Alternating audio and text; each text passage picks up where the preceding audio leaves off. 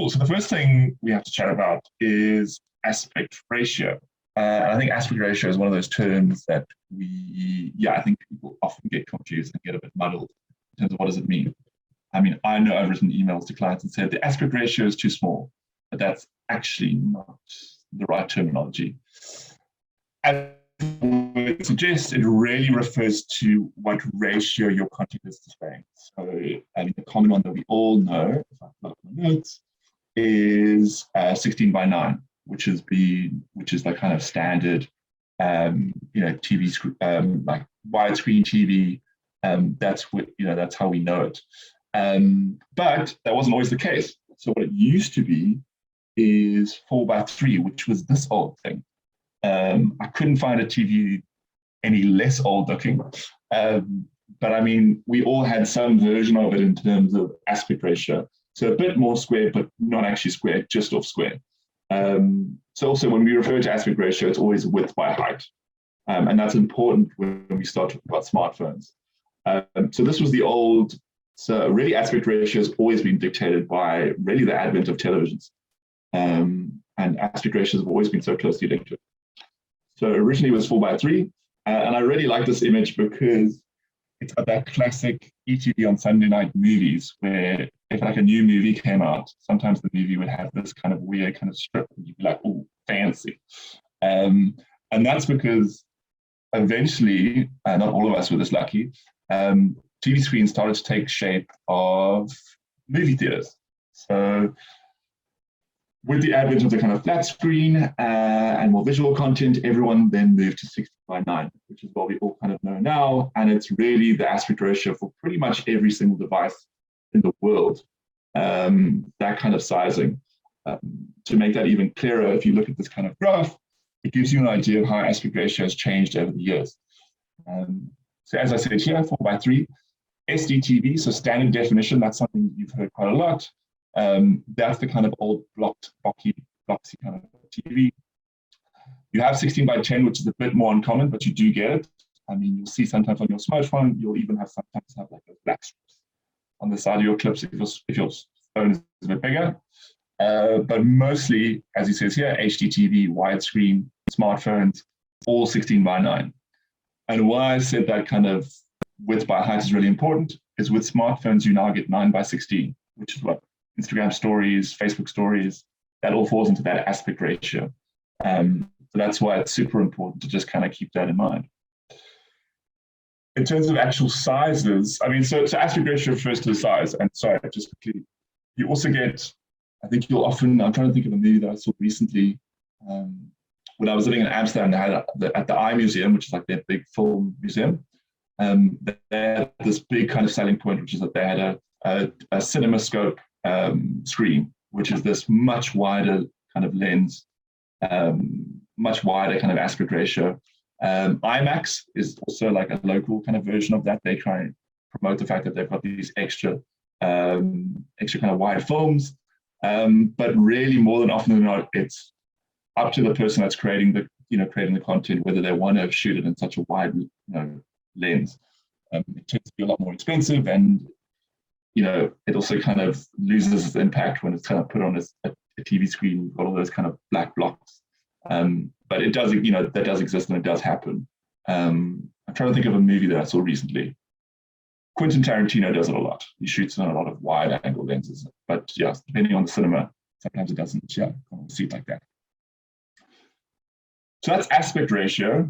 But then you get actual video sizes. I have to excuse this table confusing, but bear with me.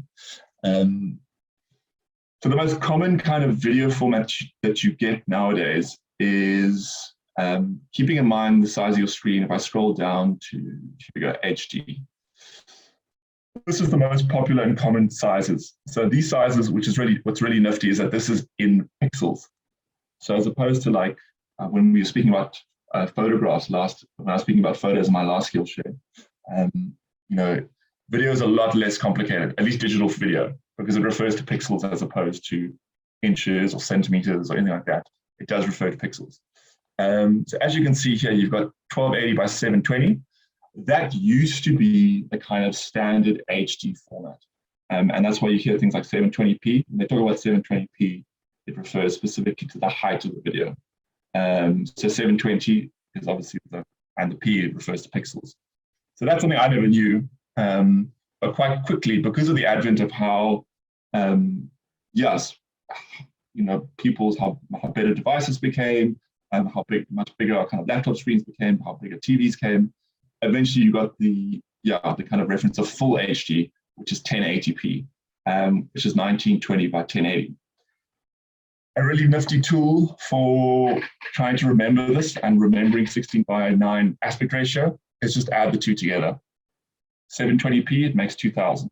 Add it together, 1920, add it together, makes 3000. That's a kind of nifty trick that I've always done. If I ever kind of forget what the aspect ratio is, just remember that it always kind of adds up very nicely. Cool.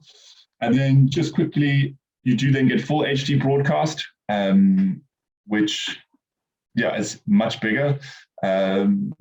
So, okay, no, actually, that's not complicated. So on this 440 by 1080, that's obviously just an old 16:9 aspect ratio. I mean, 4:3, which is what we were talking about earlier. It's quite uncommon that shows are shot in that kind of format. But say, for example, a good one would be any kind of TV shows that they restore to HD. So Friends would be a good example. So Friends on Netflix, although I think it is, I'm not sure, I think the first few episodes, they're in HD, but they're on an old aspect ratio. So it's still a kind of square image. But because they've made it HD in terms of they've made it kind of adjusted the height, it should look fine on your smart screen, even though there's kind of black blocks on the side. And then what you get is you get Ultra HD, 4K definition. Ironically, it's actually not, it's not 4,000 pixels, which I thought it would be, but it's not, just under.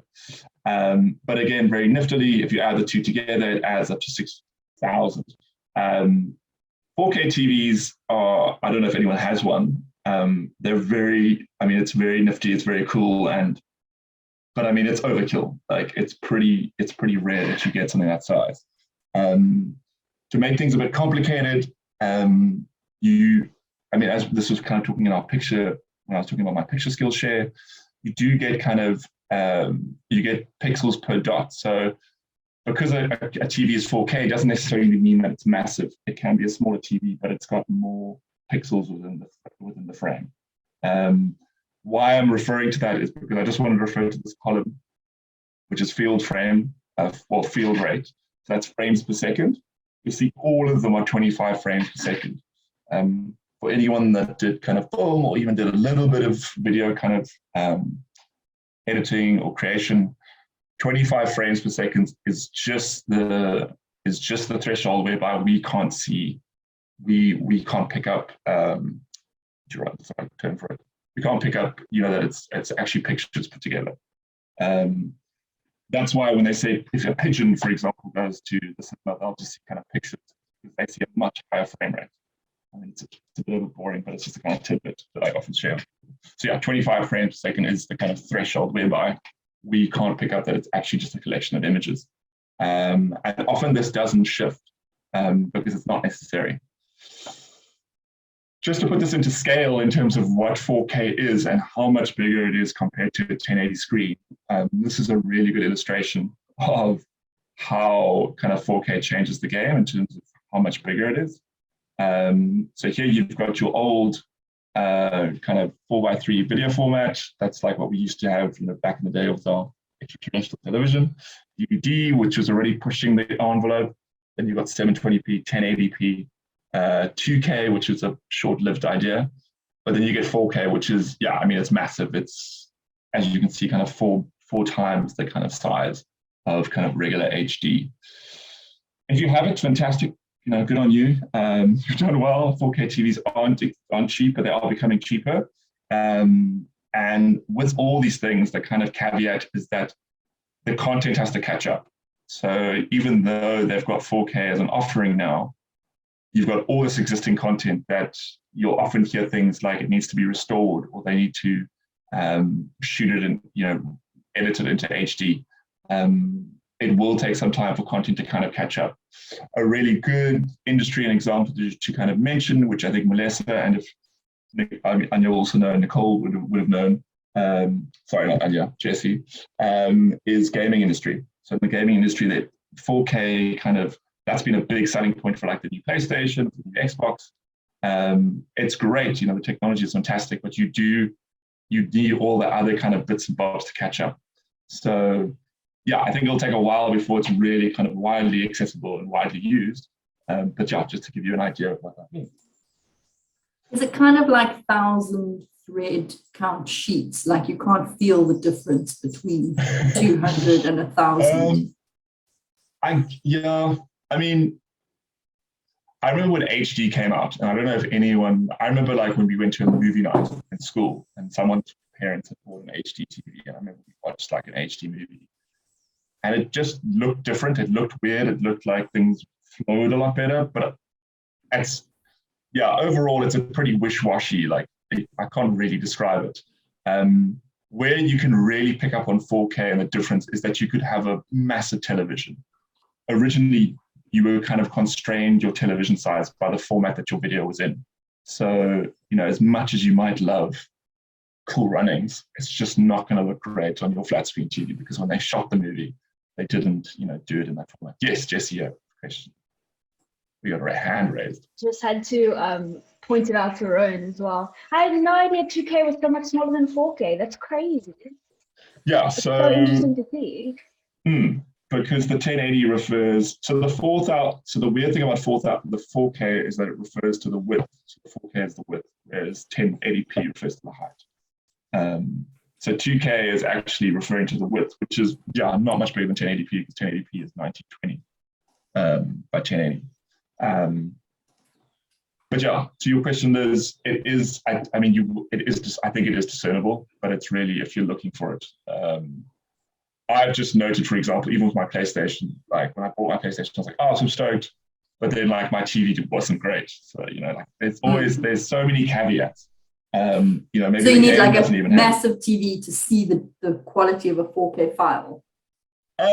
Yes, or just a really, like for example, my monitor is orange at the moment. So, but I think that's just because I've left it plugged in for too long. But you do get screens where they talk about pixels per inch, but it gets very complicated. Like it's a bit like the audio format kind of thing.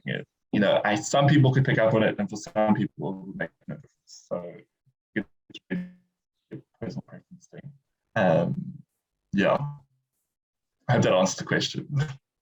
I think Jesse. Any other questions about aspect ratio? Yes, sorry, go for it, Jesse. Or do you have one? No, all good. Oh, no, I was just picking my lip, sorry. No, it's fine. So I'm just checking in the chat, there's nothing else. That's talking about aspect ratio and sizes. The next big one that I thought was really worth talking about is video formats, because that's something that I often kind of like, the hell is going on? And what does it mean? So I've just picked up a few that I think are ones that I've kind of noticed. They are, unlike audio format, where MP3 is just dominated, because, believe it or not, there's actually other audio formats besides MP3. Video is way more different because you're dealing with pictures and quality is so much more important. But MP3 is a good starting point. So the kind of most common and widely used one, and the one that we see obviously most often, is MP4, and it really is an extension of MP3. So obviously in full, it's MPEG-4. It's one of the earliest digital video formats. It was originally introduced in 2001, and it's definitely the most widely supported. And a big reason for that is that it works with Flash Player. So if anyone can cast their minds way back, when YouTube launched, they used a platform called Flash Player, and essentially MP4 was one of the few video formats that you could actually put videos onto your website. So that's why it's really dominated and does really well. And because it's an extension of MP3, it can store audio files, video files, still images, and text. And I think its big plus is that it can still maintain a relatively small size. So for example, if you go on YouTube and you download a video from YouTube from the back end, you'll always see that it comes in an MP4 file. And that's because, it's so widely used. I think the next kind of very popular one, and one you'll definitely see when you download movies in sketchy means, is MOV files, MOV. So as you'll see with most of these video files, they're kind of pushed by a specific developer. So MOV is Apple's video file. So they're the thing that they've created. Again, what makes it so popular is that it works across, it works on QuickTime Player, which again was like a big video playing format program and code back in the day. I think it's still used by a lot of websites and programs. But it also has a very high quality of video content. But the downside is that the files tend to be a bit bigger. So that's why it's not as popular. Then you got WMV, which is Microsoft Windows Media File, Microsoft Windows Media Video Format. That one's not popular at all. I think that's one that we might have all experienced when we first got like our first Windows.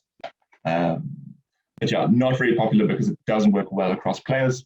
It's just not a great, not a great video format. Then the other ones that I think are very popular that people will know of is AVI. So AVI, also created by Microsoft in 1992 and still used widely today. Reason being is that the AVI video format uses less compression than other video formats, so it doesn't compress the video files as much as, say, MPEG or MOV, but this results in very large file sizes. So you're looking at about 2 to 3 gigabytes per minute of video. So this obviously is a big problem with video format, but why it's so popular is that you can create AVI video formats without any compression whatsoever. So this makes the files lossless, which means it retains its quality over time, regardless of how many times you open it, save it, or edit it. So that's what makes it super popular. So if anyone ever downloads, if anyone's a GoPro, often it'll be an AVI format, the video that you take off the kind of raw video format. It's a bit like JPEG for photos. It's like kind of standard, doesn't lose quality. You can have a lossless original video format that you can keep editing and adding things to. That's why it makes it so popular. And then the last one, which I just thought was really cool, and one I've definitely seen pop up, and I'm sure a lot of you have as well, is MKV. So MKV incorporates not only audio and video, but subtitles as well into a single video file. So often when you download foreign language films, there'll be an MKV because it can add subtitles as well and have it embedded in the format. It's also been developed to be future-proof, meaning that the videos files will always stay updated. What it means by that is that it'll always have the newest kind of coding and develop a codec. So it should always play, it should never kind of not work. And that's the big ones. Actually, there's one more, which I think is a good one because I'm probably going to show you one of these files later. And this is a new one that's coming up. It's called WebM. It often comes with any kind of screen recording programs. It was first introduced by Google in 2010. What makes it really popular is that it's an open source video format that was developed for specifically the internet. And it's intended to be used for HTML5. So yeah, it's really good for embedding on video on websites. And yeah, its kind of main aim is for streaming, essentially on like every device. So that one makes it super popular. I think it's really interesting that to remember that all of this, like the image we're looking at now, the 4K, 2K, whatever, all of that is the recent history of like print formats, like A4, A5, those kinds of formats. This is just a video version, and it's all history of the same thing. And in my life stage now, being a widow of a film photographer, that is, I'm reminded of that. Well, because he's lost to me. He's gone. So like interesting things, like Lance was saying, that the only reason people can still buy like a Kodak film, 35mm normal photo film now, is because there are a handful of film directors in the world shooting on actual film still. And that means that those businesses can keep running. And so hobbyists and professionals can still buy film. And it's also interesting to see the technologies mix, because it's obviously AI that's working on any restored old physical film to make it a remastered like piece of work. So it's really interesting how they all interconnect. No, definitely. Yeah, I mean, even this picture, looking at this picture, it's actually kind of misleading. So what I've done is I've actually just looked at the file details on my other screen. I don't know if you can all see this. But yeah, I'm just kind of looking at the properties of this original video file, or this image. This image itself is only 1280 by 720. But even that's kind of misleading, because if I right click on this image and I see view actual size, it's actually even bigger than. It's really just the way that it's portrayed or kind of presented to us. But yeah, that's why aspect ratio is the kind of most important, but it almost, when people stray from aspect ratio, it's kind of rare. It's few and in between. We do kind of always fit into this 16 by 9 or 9 by 16. That's a smartphone. It's so weird that this shape has kind of dictated so much of our life, which kind of seems so benign and kind of weird. And I mean, the reason that it's 16 by 9 is it's not divisible by a smaller number. That's the right term. 4 by 3 kind of worked, but now we've got 16 by 9. But yeah, it's just interesting. That's kind of where we've got to. And then just to wrap up, one that I think is very popular, I'm sure all of you have done in the past. Actually, this is a nice way to wrap it up, is screen recordings. So why I kind of thought of this as well is Melissa came to me and said, "Oh, Tom, I really help doing essentially a video training for a client. So what you need to do is share your screen and record it, for which there's two methods I would suggest. The first one is using a really nifty program, which for any of you that went to my photo skills share, it's called Awesome Screenshot. It's definitely the best extension on Chrome and Firefox. Yeah, I would go so far as to say the best extension. What's really great about this program is you can take screenshots of your browser, and you can take selected areas, you can take full pages screenshots, and you can take screenshots after delays. So say there's like a really cool hover effect you want to use, you can click on that, go to the hover, and then they can show you that. But what they also do, which is really cool, which is a new function they've added, is the record function. So you can record your entire desktop, just the one tab that you're using, or you can use your webcam. You can save it locally, and then you can actually add narration as well, which is really, really cool. The one downside is that you can only do it for 5 minutes, but it works really, really well. And as I was referring to you earlier, it saves it in a web video format, which is really, really cool. It's great for sharing with clients. I've used it for a lot of clients whereby they said they couldn't log in, or they're kind of like, let me show you how. This is really good. However, if you want to do something a bit more kind of long form and have a bit more freedom in terms of maybe you want to like switch screens, have 2 screens going, maybe even have your own webcam on, the best program for that is Zoom. So I've shared this as a digital tip, but essentially, the way I described it to Melissa, and what works really well is you're essentially doing a video call yourself. So what you'll do is you go into Zoom. I had to take a screenshot because I can't actually show you while I'm on Zoom.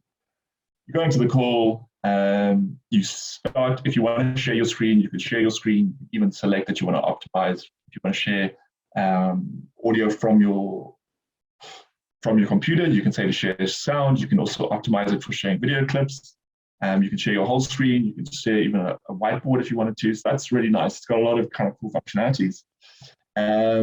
And then essentially, yeah, what's nice, what I tested with Melissa, she really didn't want her camera on. So when you turn on the camera, it's just the screen that gets recorded, which is awesome. But if you wanted to include your face, you can do that. You could say, start my video, have your video in the top right. And yeah, essentially you start the call. If you want to share your screen, share the screen. And once you're ready, click record and off you go. What's really nice about the record function, again, which I can't show you, on Zoom, is you can actually pause your recording. So what I've done, I'm trying to think which client was it. I think for the ELRC, I didn't have great internet connection while I was doing the training video. So I would click the page, pause the video, let the page load, and then start the video again, because I was like, I don't want them to see on video. Because yeah, then you also get the old, yeah, it's not normally this slow, which is not great for narration. Yeah, my only last tidbit for that would be make sure you have a script, which if Melissa was here, she would concur. Because yeah, there's nothing like hearing your voice on video. It's unsettling. And that's it.